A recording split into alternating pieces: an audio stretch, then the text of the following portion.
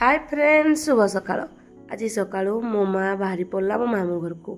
बहुत गुरे जिनस धरिना जाइए सजे भी हो कारण बाप घर को जाऊँगी एत जिन धरी मत कह शीघ्र शीघ्र चल जावा मत खाली टेन्थ रोचे कारण यहाँ ये गोटे जिन झी बाप घर को बेसी मन पकाए कारण आग जो आम गाँव में थी आम मामू घर रास्ता पटे था आम मामू घर कौन से मजा भी पाइनु किंतु इनका जिते आम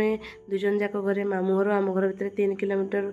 व्यवधान रही जाए लगुच मामू घर को आम जाऊँ पहुँची पड़े मो मामू घरे मो माँ आग आग जा सारी ना मु गेट बंद करना पहुँची पड़े आउ जाऊ जाऊ घर भर को मो भाउज बाहरी पड़ते मो पुत्राटा किरा गोटे पचारूला आम एक्चुअली किरा आसो मो भाउज को पिठा आनी देचु तांकर सेकेंड इश्यू अच्छे एत लगे ताको आम खाइबाक पीवाक देलु सी भी आम जहाँ जहाँ नहीं आमको खाइबाक देले आउ ये मोर पुत्रा मो झियारी से बसिना मोबाइल चलाउले आ मो माँ जे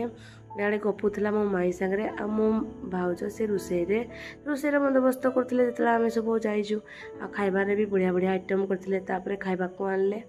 मटन भी होता आम स्वीट्स भी अरेंज करते कारण बाप घरे खाइबाटा जहाँ भी था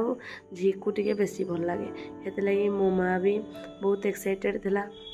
आम कि समय पर्यंत से कथबार्ता हलु खाइबा टेबुल सहित केते सारा डिस्कसन कलु टाइम हो जाता ना आम फेरिकिना